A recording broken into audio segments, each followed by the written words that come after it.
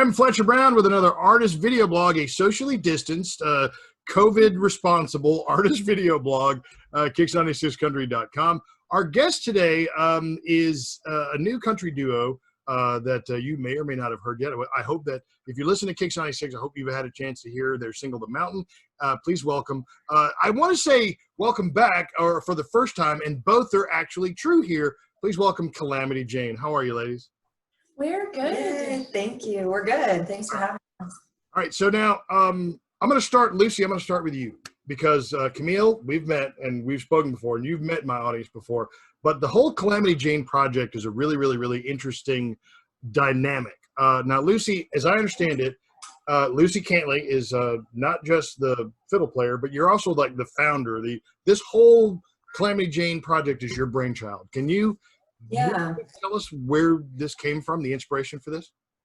Sure. So Camille and I actually had been in a trio previously. So I already knew that I loved playing in a group, and I'm a singer-songwriter as well, but I don't have Camille's voice by any means. So I've never really wanted to be a lead singer.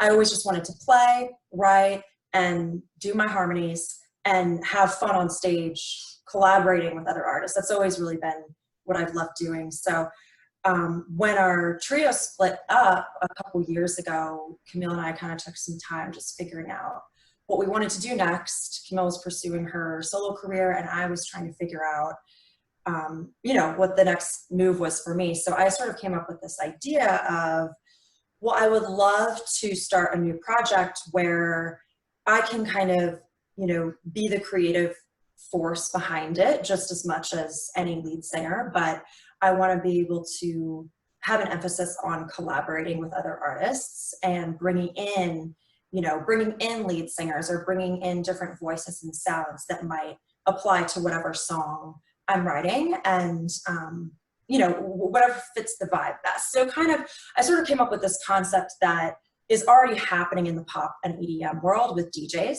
Yeah. DJs, they're writing the songs, they're writing the mix, all the instrumentation, but they might bring in different featured artists to sing. And so, on each album, it's like 10 different features or whatever. So that was sort of this idea that I came up with, where I was like, hey, this is how I can create my own project without having to be like the lead singer. I can, just bring in whatever voice I need for the song. So I had this idea, and the name Calamity Jane, I just actually always really loved. You might know the historical figure that's I absolutely do, yes. Mm-hmm. Yeah, and a lot of people, that's like the first thing that they go to. So she was really cool, kind of cowgirl, dressed in men's clothes, like badass rodeo queen back in the day. And I just love that name for a band. So I had my name, I had the concept, and obviously Camille and I stayed friends and kept writing together over the years. And it just so happened that she was kind of at this point in her career where she was looking to get back into kind of a group scenario. So on our first single, Devil Went Down to Georgia, I asked Camille if she wanted to be featured. And then it turned into this thing where we were like, we should just be a duo. It makes most sense. We're both ready to be in this together and commit the same amount of energy. So yeah, so that's how we formed officially. Oh, wow. And now, Camille, real quick, reminding our audience, you may remember, Camille, a couple of years ago, huge hit for you, I Need Me, a beautiful woman empowerment anthem. You've actually been here and visited us. You've been in our artist video blog before, just as Camille Ray, Kentucky native and power vocalist. Camille, you lend your vocal talents to this project. What would you say the idea of Calamity Jane means to you? Well, like Lucy said, before we officially became a duo, I think it was in January is when we decided to take the plunge. I really love the concept the idea that she had, and bringing in artists and just collaborating with different musicians, which we're not doing quite yet because we're so new and COVID, Yeah. Oh yeah. Mm-hmm. Everything. We have to social distance together at this point. And so that will happen later on. We would love to collaborate with artists. By the way, if you're listening, artists out there, and you want a collaboration when we can. And I just love the idea. And I also love to be in groups. I love the aspect of working together and being like-minded toward a goal. And Lucy and I have always worked really well together. We're great friends, and I was just ready for a change. And of course, I'm still doing solo stuff as well. But this is the main focus at this point. And it's good to have somebody alongside me that has the same energy and the same goals, and we just have fun together. So we just want to make good music and support each other in it. Okay, so now, who does the bulk of the writing? Do you go write together, or Lucy, is it your songs, or Camille? I mean, are you, because I mean, you're a songwriter yourself. I mean, who is? I mean, how are you guys building your library of music? Well, it's very mutual. I would say it's split right down the middle. You know, the first couple of singles, not to interrupt you, that we've released, she's written primarily. Of course, there may be a few edits here and there that we do together, but those are her songs, which they're awesome, amazing songs. And our next couple of singles that we plan to release, we've pretty evenly written together, 50-50. So yeah, even if I write a song or she writes a song, we always run it by each other and see if there's anything that we'd like to edit or change, or so it's always a pretty collaborative effort. Yeah, it's funny because I feel like we actually matched pretty perfectly with our songwriting, because I've always been the type where I write better on my own, and so has Camille. So we've always been hesitant about letting someone else in on our deepest secrets and songwriting rhythms. So the funny thing is, our style is still very similar. So it's been this kind of organic process where one of us might start a song and then we'll send it to the other person and they'll finish it, or we'll finish it together. So it does end up being like a very equal balance, which is great, because I feel like it's usually not that way. I've been in groups before where I wrote everything and I felt like I wanted more from the other people I was working with. But with Camille, it's very, very mutual. All right, so now you talk about the collaborative songwriting style and the music style that you both have this dynamic. Now, Camille, obviously being from Kentucky, you were exposed to some of like the greatest bluegrass music ever heard, and you were raised and developed and evolved in that. Lucy, you're classically trained. You've been playing string instruments like, I believe, violin and viola since you were a child. You went to school at Princeton. You've traveled Europe. So being a classically trained violinist, was the leap from that musical style to country, was it just really, really easy for you, or was there a bit of a learning curve, or how does your classical training inform your musicianship in this genre? That is such a good question. I love that you've done your research, because yeah, that's a really good question, because it was actually very difficult. It was a very difficult transition going from classical music to the country scene in ways that you wouldn't necessarily expect. Being classically trained, I really felt like, I had mastered my instrument, and I'm very comfortable playing. I'm very confident playing. That wasn't the issue. The issue was going from sheet music and reading off a page, music that had already been written for me, and going into a world where I had to improvise and be more flexible and really tune in to the other musicians around me, and sometimes be ready for something I'm not expecting on stage, which from the classical music world, everything you do from start to finish, you expected, you planned, you practiced. So that was really, really hard for me. I never had training in improvisation, and most classical musicians actually don't. So you come from this world of practicing everything perfectly, and then all of a sudden having to do everything by ear. It was really, really hard. And it's funny, in the early days, like I would literally write out my own sheet music for myself when I would learn a new song, and I would go to a rehearsal and like have this sheet of paper with exact notes that I wanted to play. And people always thought that was funny. They're like, wow, you're super over-prepared.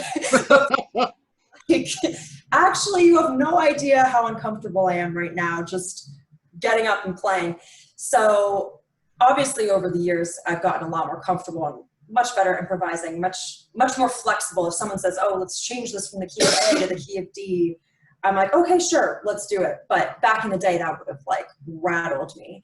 So it was a really tough transition. And I think in terms of how the classical music has informed the music I'm writing now, that has definitely been huge.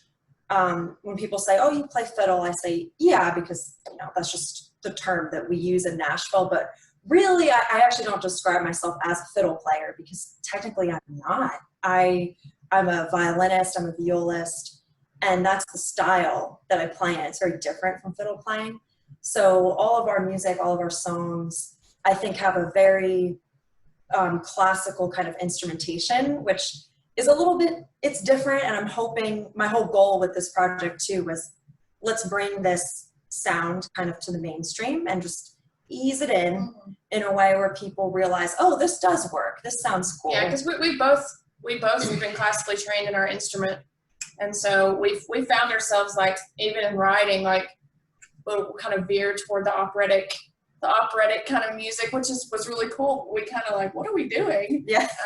We've written some weird songs. Hey, I like weird songs, and I'm a huge fan of classical music. So particularly like, strings and piano. So you're just never going to lose me, with that.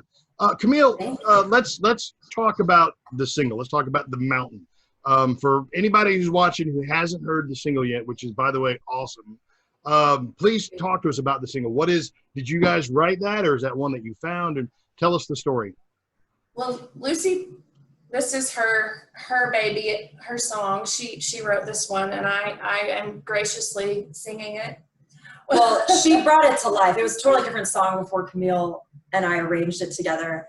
But I actually wrote the song over a year ago now.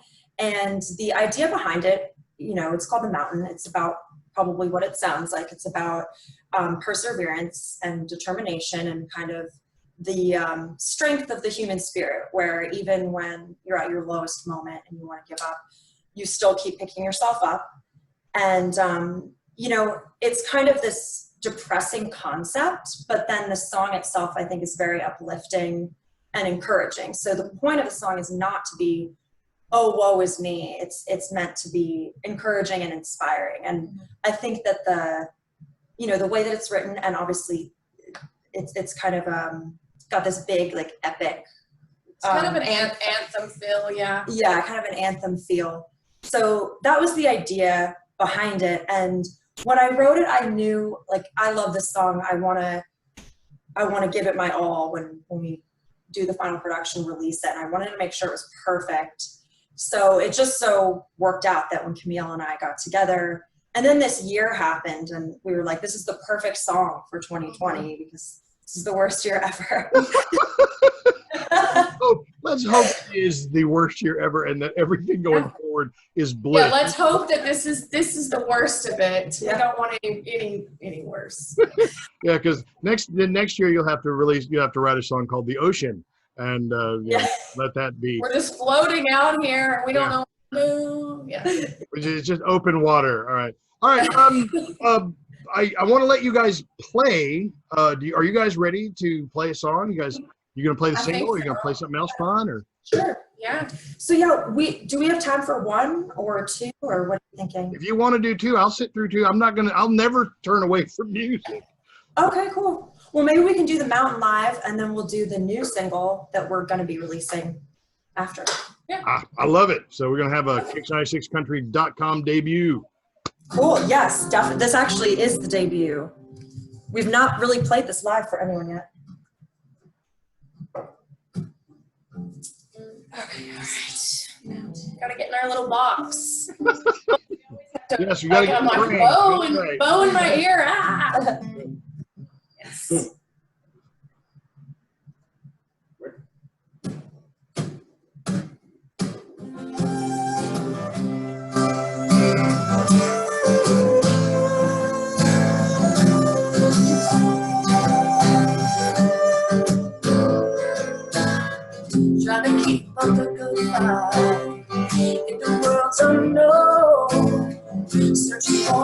I've got the light, trudging through alone.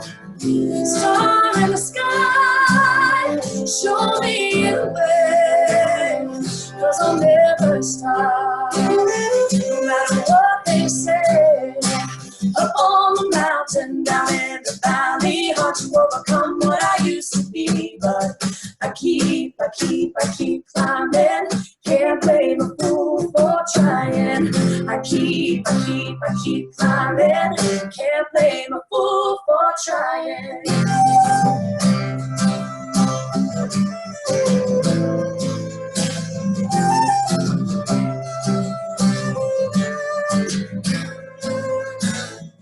Gotta get things rolling, can't win this race. Determination sets in, I gotta find my place. Losing my mind, and I can't see straight. Is it up to me, or is it up to fate? Up on the mountain, down in the valley, hard to overcome what I used to be. But I keep climbing, can't blame a fool for trying. I keep climbing, can't blame a fool for trying.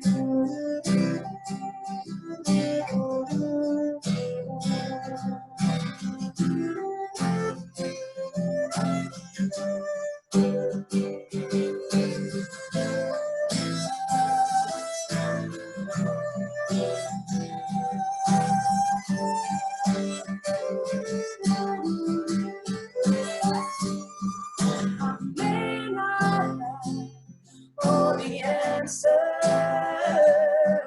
but I can never know it. Where this road ends, or even begins. So I keep climbing, can't blame a fool for trying.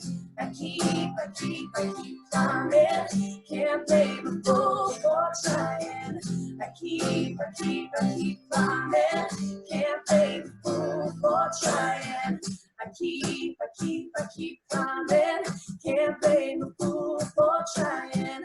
I keep climbing, can't blame a fool for trying. Uh-oh, is he muted? Absolutely. I love it. I love it. You guys sound great. I love, and I know that, this isn't the ideal medium for live music. I understand that, but even through, technology, the quality of the songwriting and the effectiveness of the musicianship and your harmonies, I think they sound great. And I think you girls have a hit on your hands. I really, really do. Thank you. And the guitar player, he's pretty cool too. And not just he's very good. not just because he's wearing a T-shirt of one of my top 3 favorite bands ever. All right, so you guys gonna play another one now. This one is a new one that you're gonna release maybe behind the mountain, right? Yes. So this is called "Give It All Away." I actually wrote this in the car on the way to a gig, and then I sent it to Lucy, and of course she made her magical revisions, and we actually just went into the studio and recorded this one. So we're excited about it. It's one of those Camille Ray heartbreaking, tear jerkers, but it is a tear jerker. That's just what I do. I can't help it. I write the emotional songs. So, and I'm going to be playing viola on this one too. So something a little. Which is the most beautiful instrument. People forget about the viola. They think the violin or the cello, but I'll tell you a secret about me that I don't really talk about very often. When I was 10 years old in the 4th grade, I was in private school, and one of the things that in their curriculum was you had to learn an instrument, and I learned to play violin. I only played it for a year, and I was good at it, but I was 10 and I didn't like it. So it wasn't cool. So I quit playing it. I was good at it, but I quit playing it. And now in midlife, I'm just like, gosh, why did I quit playing the violin? Because I love the instrument. And you were 10. Yeah. Your parents have to really buckle on kids. Or I really, really wish my mother had, made me keep that instrument because it's such a beautiful instrument. All right. Yeah, a lot of people say that. My mom definitely forced me till I was 13, and I made the choice freely. But I wish, Mom, I'm looking at you. Why didn't you make me? Yeah. Why didn't you make Come on, me? Mom. All right, whenever you're ready. All right.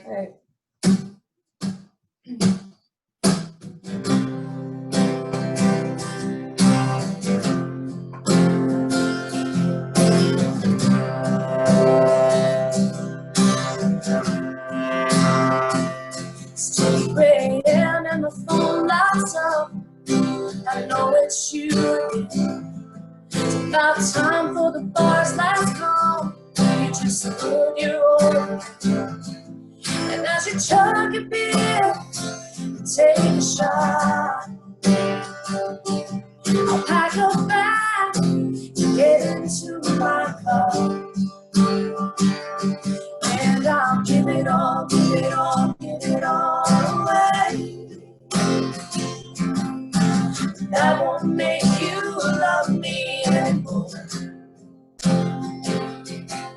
And no matter what I do, no matter what I say, tomorrow morning I'll be walking out the door. Yeah, just give it all away. Yeah, just give it all away. It's been 3 months and I'm so confused. I don't know where I stand. It feels like I'm being used. This isn't what I thought. When the time's convenient for you, we'll stay the night and I'll continue to.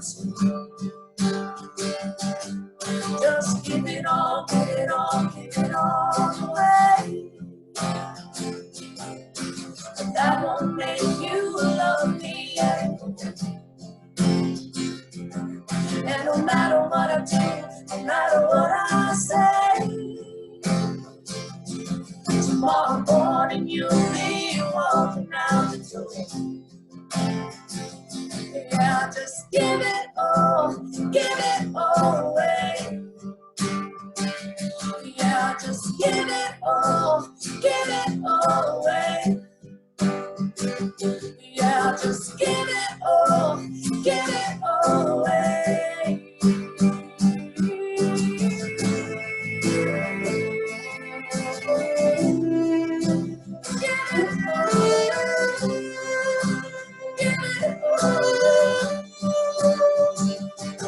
I have your old t-shirt. It still smells like your cologne. I put it on sometimes when I don't want to feel alone. Well, I put it in a box with your stuff on the porch. You can pick it up, or I guess I'll just have to give it all, give it all, give it all away. 'Cause baby, I can't do this anymore. And no matter what you do, no matter what you say, from now on I'll just be showing you. Yeah, I gotta give it all away. Yeah, I gotta give it all away.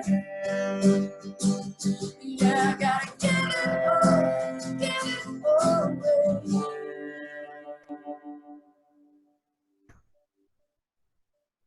Absolutely, that's beautiful. Thank you. And that's, you say that's going to probably be the next single, right? Probably. Yeah, we're between that one and one more that we're gonna work on, but that's definitely gonna be out in the next couple of singles at least. Oh, okay, so we're going to be looking for that one. In the meantime, if you want to hear Calamity Jane's current single, The Mountain, make sure you call us at Kicks 96. We will be happy to play it for you. And I encourage you to visit their social media. Of course, the website, calamityjaneofficial.com, and their Facebook page. and there, you got the Instagram and the YouTube channel and the Spotify. You have all of the things. All right. Everything. And Yes. sign up for their newsletter. You guys have a newsletter, don't you? We do. Yeah, it's Awesome. brand new. So the first one is coming out in November, actually. Yeah. Right now. So yeah, you've got time to get in on the very, very first one. All right. Yeah. So Lucy and Camille, thank you both so much for taking some time out to talk with us and playing Thanks us for some having songs. us. Thank you. This was such a pleasure. Yeah, Thank this you is so so much much. fun. Gets our day started. Well, Yeah, this is a good start to the day. Best start to the day is good music. It always is. I wish you guys both the best in this time of COVID, as I'm saying. And Thank you.